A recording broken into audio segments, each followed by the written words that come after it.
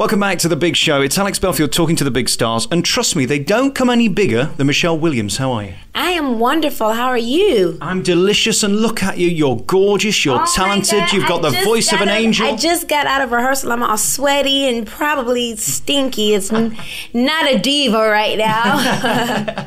You can't be trained to be you. I mean, there's no amount of going to theatre school that can bring that out in you. God pointed the finger at you and said, this girl's going to sing. Oh, wow. Thank you. You know, but trust me, I'm still humbled because there are so many great people here in London who have trained for years to do what I do. And I did some training. I just didn't get on stage and say, hey, I want to act, because I wanted to be taken seriously as an actress as well. And of course, you're now in Chicago, which is here in the West End, and it's a slog from the beginning to the end for you because you've got to sing, you've got to dance, you've got to look gorgeous, and it's all so precise, isn't it? Very precise. It's the little things that count, that are important, things that I probably wouldn't pay attention to on the other part of the entertainment biz that I do, but it's helping me to hone those things in, and I'm being trained by some of the best, so I'm in a good place right now. We're going to talk about the show in a little while from now. I just want to talk about you, though, and you as a child. Were you born singing?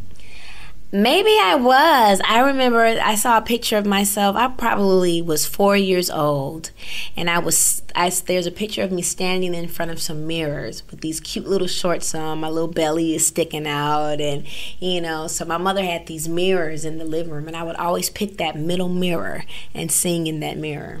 There's something about your voice that you seem to love it, and that gospel feel. Mm-hmm. How do you describe it? It's bassy, it's ballsy, it's from the heart, isn't it? It is from the heart. You know, I'm not a perfect singer. I don't hit all the notes all the time, but I love what I do. You know, to me, when it comes from the heart, it's more heartfelt. You know, I do practice what I do. Matter of fact, after this interview, I'm gonna go, do some vocal training for the show. But as far as just, I don't work on just being perfect. I want people to feel that, oh wow, it's okay. Is it tough singing when you're physically tired, because you're in rehearsals at the moment to do this incredibly physical show? What toll does that take on the voice? Oh, I am as exhausted as we speak, but I just have to suck it up, pull it up, and do a show. Nobody cares that I'm tired. They're going to pay all this money to see a show. You better give me a show and then go to sleep, on your last note, go to sleep later. If there is a way that I could still be natural in what I do, I don't want to play a character, but yet nobody wants to see the same Michelle that they would see out on the street either, because you do have to go back into the spirit of the 20s. I have to learn that I can't be so contemporary, because I catch myself, I hope people are pleased. I really do. I mentioned earlier Destiny's Child, and we've got to talk about it. How did that happen? Because I know there was some swapping and changing with the cast, and then finally you got the right three together, and Kelly, Beyonce, and Michelle formed this formidable group, which is still the #1 female group in the world.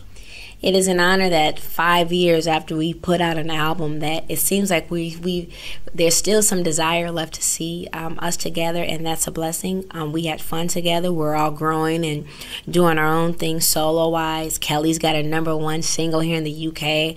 I don't have a special answer to give you guys. I don't have an answer that I give one and give the other, but, it is what it is, Now you're in a show which isn't about you, it's about a character and a bigger production around it. Would you rather be the star? Because, you are a star, aren't you? If people don't know this about me by now, I'm not into that. I'm about working hard, doing the best that I can do, star or not. I don't mind, because I love what I do, so I don't care about all of that. I just care about going home, being safe, having peace of mind. That's all that matters. And in terms of your instrument, how do you protect it? Because, of course, there's flu viruses going around and people sneezing and coughing and all of that kind of stuff, not to mention the pig flu. Have you heard about that? Yeah, I just, load up on my vitamin C, my vitamins, period. Get a good night's sleep. That's all I can do. And you start in this show. How does it compare with Broadway? Because, as I say, the last time I saw you was in Aida. This is my third show, actually. I did The Color Purple, in which I played Suge Avery. And that was a period piece as well. So now I'm coming into another period piece, which is a lot of fun because, of course, I didn't grow up in the 20s. Obviously, my grandmother was born in 1920, so she knew about the whole vaudeville thing. So it's kind of good to play a role that, wow, that, my grandparents know about this. A lot of people talk about show business today, and we see the Amy Winehouses and people like that who struggle to cope with it. You girls have always seemed very grounded in Destiny's Child, all three of you, singularly and together. How easy is it to keep your feet on your ground when you're the biggest #1 selling girl group in the world? I think it's most easy when you don't take stuff too seriously. It's also most easy when you have your faith intact. You know, this is not the end-all be-all. Don't let it consume you mentally. I'm not perfect. You know, there's some goals and things that I still have. So I still have to focus and still have to work. But at the same time, I just, you know, when it gets to a point to where I'm all out of whack and out of balance, I just have to walk away from it. And of course, we had the sad news of Michael Jackson's passing. Mm-hmm. How much of an influence was Michael Jackson on you? Michael Jackson, rest in peace. I love him so very much, always have. When I met him, I don't think I had, you know, the nerve to tell him. I think I told him that I loved him. But I just wish that, you know, the right people, you know, besides, you know, the family, I know they loved him. But I just wish, you know, that, you know, everybody's talking about how much they love and adore him. And I just wonder, you know, did he know that, you know?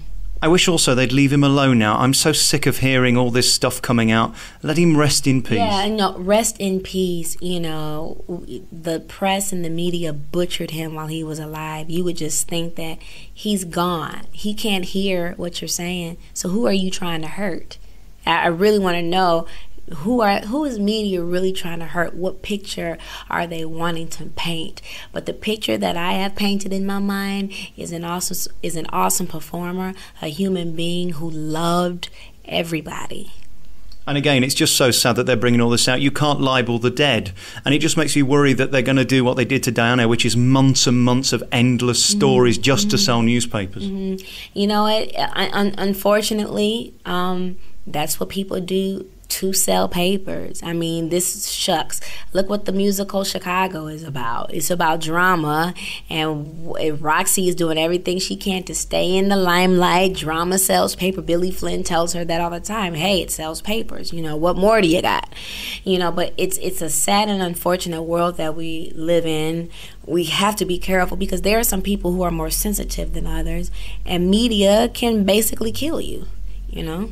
It's a fine line, isn't it, between being a big star and being crucified by your fame. You seem to have got that balance right, that you're able to do what you want to do it well and not get involved in any of that. That's a real compliment to your upbringing, I think, because it's harder than it looks, isn't it? It is harder than it looks, but gosh, I am not, you know, and was not in the place success-wise that Michael Jackson is in. So I can imagine, you know, all the stress and, you know, all that, you know, that he had to worry about. The little things that I have to worry about do not compare to what this man, you know, probably, you know, dealt with. How does that feel to know you've moved people to the point where they're willing to pay to hear you sing? Oh, big responsibility, big pressure just to be the best that I can be and do well. Are your family going to fly in to see you? They are going to come, actually. They will be here. And who do I have to speak to about getting you girls back together so I can come and see Destiny's Child again? Wow, I don't know. I guess you'd have to speak to us first because I think we would make that decision. Lovely to talk to you. Thank you so much for your time. You're ever so busy at the moment rehearsing for Chicago, which is on at the Cambridge. Good luck with your new album. The name of it is? Unexpected. You are a talent that needs to be seen live. I know the CDs are good and Destiny's Child is good, but trust me, if you come and see Michelle in this show, she'll blow you away. There's something about your voice that I just love. I think I'm in love with you. Oh, Lord, I think so. I think he's going to propose next. Let's see. Michelle Williams, thank you very much for talking to me. Thank you. Have a good one.